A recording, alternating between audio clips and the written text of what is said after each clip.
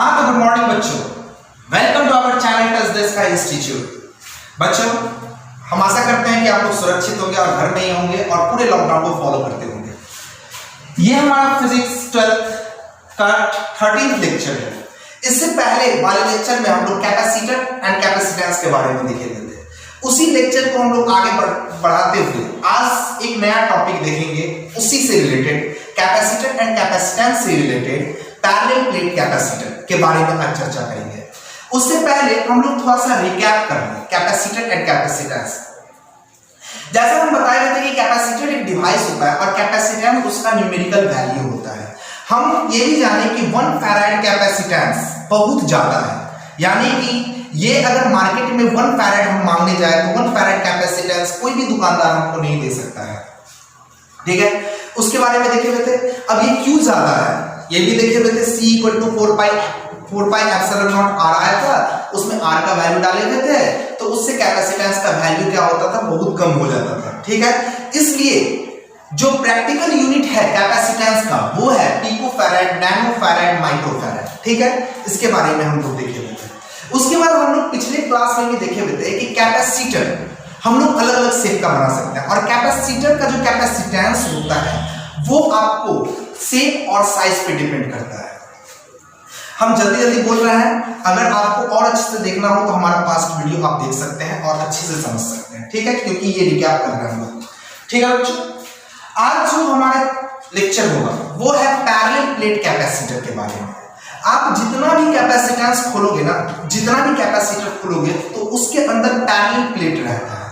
ठीक है, अब ये पैरेलल प्लेट कैपेसिटर का क्या रोल है, क्यों लेते हैं हम पैरेलल प्लेट कैपेसिटर, आज इसी सब के बारे में डिस्कशन करने जा रहे हैं। इसलिए पूरे मेरे वीडियो लेक्चर को देखना ना भूलें। ओके बच्चों, हाँ तो बच्चों हम लोग चर्चा करेंगे पैरेलल प्लेट कैपेसिटर पे। ठीक है, सबसे पहले तो हम ये समझना चाहते हैं कि आखिर कौन सा कैपेसिटर अच्छा होता है। तो कैपेसिटर वो अच्छा होता है जिसका पोटेंशियल कम हो और स्टोरेज ऑफ चार्ज ज्यादा हो।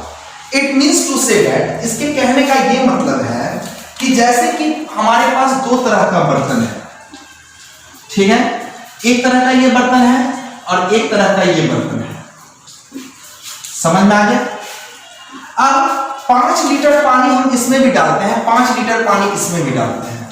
तो 5 लीटर पानी इसमें डाले ना, तो ये 5 लीटर पानी इसमें आया और इसमें 5 लीटर पानी इतना। तो इस दोनों फिगर में क्या अंतर है? तो इस दोनों फिगर में अंतर है कि इसका पोटेंशियल ज्यादा है और इसका पोटेंशियल कम है।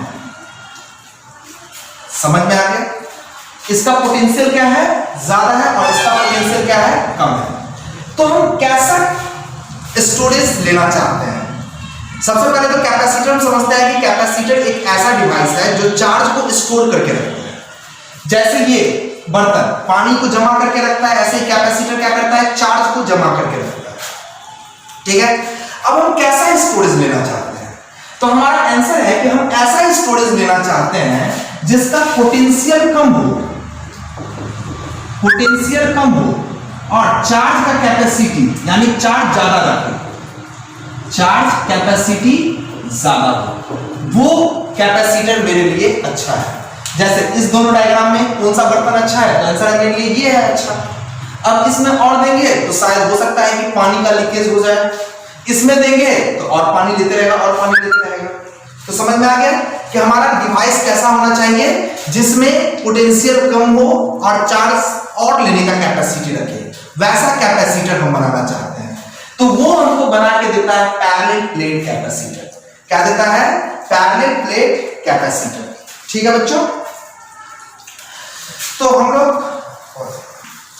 देखिए बच्चों, पैरेलल प्लेट कैपेसिटर हम लोग कैसे बनाते हैं। तो ये एक मेटल का प्लेट लाते हैं, ये ऐसा मेटल का प्लेट होता है। ठीक है, पूरा एकदम ऐसे। ये एक मेटल का प्लेट लाते हैं, ये दूसरा मेटल का प्लेट होता है। इस दोनों प्लेट को आमने सामने रखते हैं। समझ में आ गया? तो हमारा ये बोर्ड 2D है तो हम 2D फिगर ही बना सकते हैं। तो अगर इस प्लेट को बनाना चाहे तो ये प्लेट का फिगर कुछ ऐसा बनेगा मेरे बोर्ड पे। ठीक है, ये कुछ ऐसा होता है और यहां पे ऐसा 2 मेटल का प्लेट ले लिए, 2 मेटल का प्लेट ले लिए। ये लाइन नहीं है, ये मेटल का प्लेट है, लेकिन इसका फिगर कुछ बोर्ड पे बनाएंगे तो ऐसा बनेगा, ठीक है। तो ये 2 मेटल का प्लेट ले लिया। अब मेटल के एक प्लेट पे कितना प्लेट है? 2 प्लेट। और हम जानते हैं ये भी एटम है तो न्यूट्रल होगा, यानी जितना चार्ज इसमें उतना ही चार्ज इसमें। समझ में आ रहा है मेरी बात? ये 2 मेटल का प्लेट लिए हैं तो ये भी न्यूट्रल है, ये भी न्यूट्रल है। इसका मतलब जितना चार्ज इसमें, जितना पॉजिटिव निगेटिव इसमें होगा उतना ही पॉजिटिव निगेटिव इसमें है। समझ में आ गया? अब हम लोग बोलेंगे क्या कि ये 1 नंबर प्लेट है, ये 2 नंबर प्लेट है। अब क्या किए कि हम इस 1 नंबर प्लेट पे चार्ज दिए, एक्स्ट्रा चार्ज दिए। पहले इसमें चार्ज कितना था? 0। इसमें भी कितना? 0, क्योंकि न्यूट्रल था। अब इसमें चार्ज दिए तो ये चार्ज जाके यहां जमा हो गया, डिस्ट्रीब्यूट कर लिया अपने आप को, ठीक है।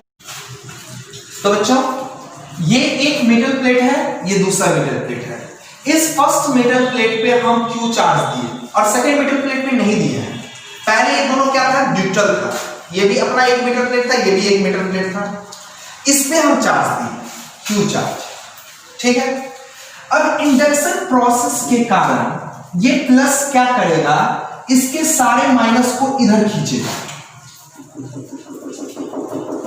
हम जानते हैं कि ये न्यूट्रल था तो जितना प्लस उतना माइनस, लेकिन ये प्लस क्या करेगा? इस माइनस को खींच लिया और यहां क्या बन जाएगा? प्लस।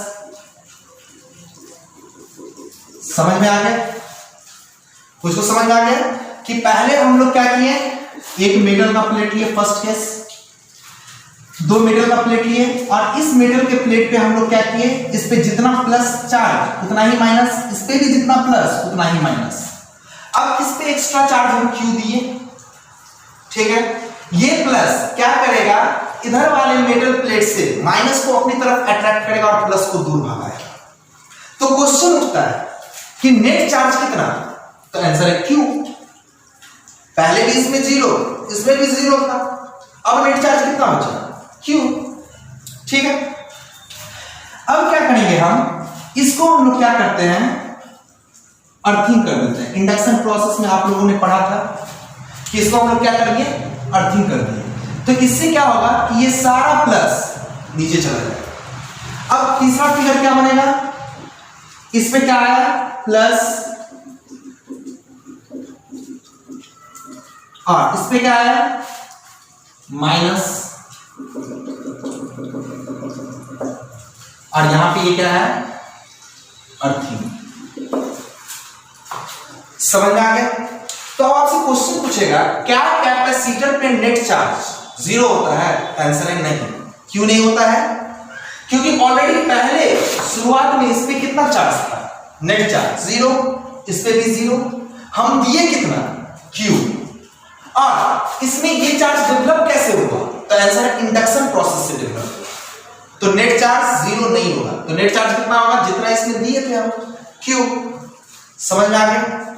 अब यहां से क्वेश्चन, तो ये मेरा पैरेलल प्लेट कैपेसिटर बन गया। अब देखिए इसके बीच में ये प्लस और माइनस है तो एक इलेक्ट्रिक फील्ड एग्जिस्ट करेगा। हम जानते हैं जैसे ही प्लस और माइनस आएगा तो इसके बीच में एक इलेक्ट्रिक फील्ड एग्जिस्ट करेगा। समझ में आ गया? E। और इसके बीच का कुछ डिस्टेंस होगा d। कोई दिक्कत? यहां तक दिक्कत नहीं होना चाहिए। अब बोर्ड एग्जाम जो क्वेश्चन पूछता है, इससे क्वेश्चन पूछता है बोर्ड एग्जाम। पहला क्वेश्चन इसका होगा कि व्हाट इज द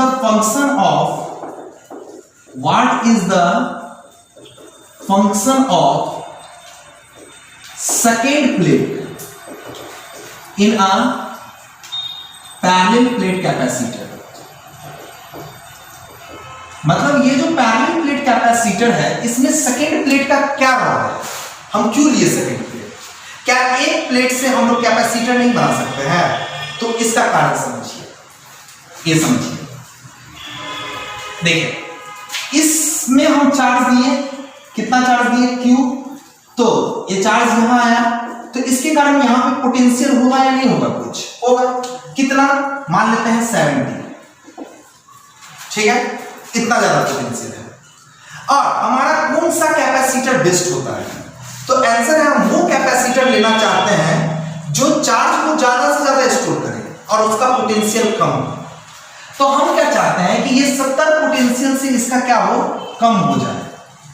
ठीक है, तो यहां पे हम एक प्लेट लेते हैं, इस प्लेट पे एट लास्ट कौन सा चार्ज बचा, माइनस।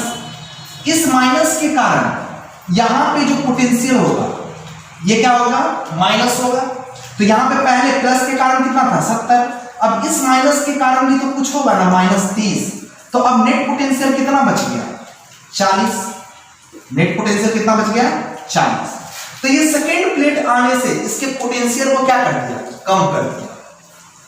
तो ये सेकेंड प्लेट रहेगा तभी तो इसके पोटेंशियल को कम कर रहा है। अब 40 इसका पोटेंशियल कम हो गया, तो पोटेंशियल कम हो गया तो और चार्ज आप रख दीजिए। समझ में आ गया। और यही कैपेसिटर का फंक्शन होता है कि कैपेसिटर क्या चाहता है कि हम ज्यादा से ज्यादा चार्ज को स्टोर करें और मेरा पोटेंशियल कम हो, तो वो मेरे लिए अच्छा कैपेसिटर है। ठीक है बच्चों, तो समझ में आ गया।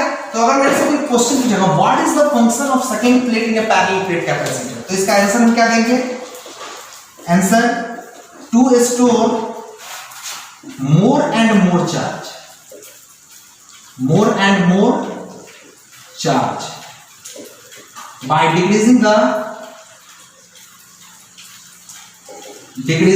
potential। पोटेंशियल को घटा के हम ज्यादा से ज्यादा चार्ज को स्टोर करें, इसलिए हम लोग सेकेंड प्लेट लिए पैरेलल प्लेट कैपेसिटर। समझ में आ गया। अब आते हैं, अब अगला क्वेश्चन पूछता है बोर्ड एग्जाम कि what is the why, question number 2, why earthing is necessary in second plate. Second plate में अर्थिंग क्यों जरूरी होता है, फिर से वही कारण है। देखिए सेकेंड प्लेट के कारण क्या हो गया, यहां पे पोटेंशियल बना -30, तो कुल पोटेंशियल कितना, 40। अगर अर्थिंग नहीं करेंगे तो यहां पे तो प्लस चार्ज भी था ना, अब फिर प्लस चार्ज के कारण यहां पे पोटेंशियल कुछ 20 आ जाए, +20, तो ये +20, तो कितना हो गया 60। तो पहले पोटेंशियल कितना था, 70, यानी ये अगर नहीं लगाएंगे तो 70, अगर ये लगाया तो कितना आ रहा है 60, और इसमें अर्थिंग कर देंगे तो प्लस तो खत्म नहीं, ये वाला खत्म, तो 40। तो कौन सा अच्छा है, 70 वाला पोटेंशियल अच्छा है या 40 वाला या 60 वाला कैपेसिटर बनाने के लिए, तो आंसर है 40 वाला। तो ये 40 कब आएगा, जब इसमें अर्थिंग करेंगे, ये चार्ज चला जाएगा, ये खत्म हो जाएगा, तो 40 रहेगा। समझ में आ गया। तो what is why earthing is necessary in second plate, तो इसका भी आंसर क्या होगा, वही आंसर होगा, to store more and more charge by decreasing the potential.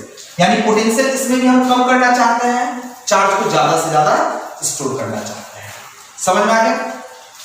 तो एट लास्ट जो हमारा कैपेसिटर का डायग्राम बना, कैपेसिटर हम बना है, वो कैपेसिटर का जो डायग्राम बना, स्ट्रक्चर बना, वो कैसा बना, तो 2 पैरेलल प्लेट लेंगे।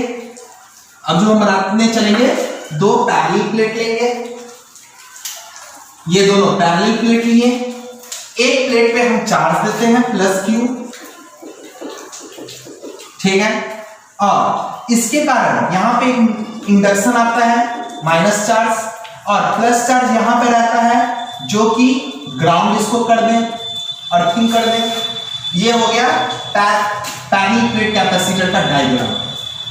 यहां पे इसके बीच में डिस्टेंस कितना d, और यहां से यहां तक के बीच में एक इलेक्ट्रिक फील्ड है।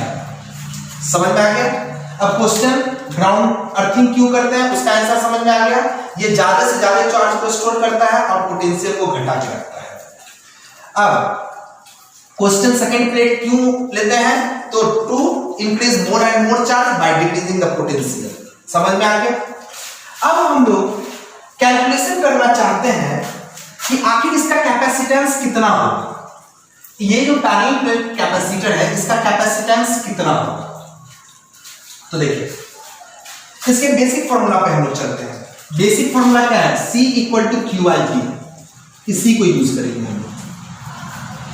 तो सबसे पहले कि इसके बीच में इलेक्ट्रिक फील्ड कितना है बाबू, E, और डिस्टेंस कितना है D। तो V बराबर क्या होता है फॉर्मूला, ED। V बराबर ED फॉर्मूला पढ़े गए ना, सेकेंड चैप्टर में ही है। E equal to dV by dr। dV by dr अगर छोटा हो इसके लिए D, नहीं तो E equal to V by r। V equal to E R क्या है, डिस्टेंस है, तो V इक्वल टू ED। इसको अपन इक्वेशन नंबर 1 माने, इसको 2 माने। अब आते हैं, अगर एक प्लेट है, इस प्लेट के कारण इलेक्ट्रिक फील्ड कितना होता है, यहां पे यहां पे यहां पे यहां पे, गॉसेस लॉ से अब पढ़े हुए हैं। E equal to sigma by epsilon naught. एक प्लेट है जो इसका सरफेस एरिया हो, तो उसका इलेक्ट्रिक फील्ड यहां यहां यहां यहां हर जगह क्या होता है, सेम होता है, और कितना होता है, सिग्मा बाय एप्सिलॉन नॉट। समझ में आ गया, ये फर्स्ट चैप्टर में था। तो ये इक्वेशन नंबर 3 बना। अब लिखेंगे पुट द वैल्यू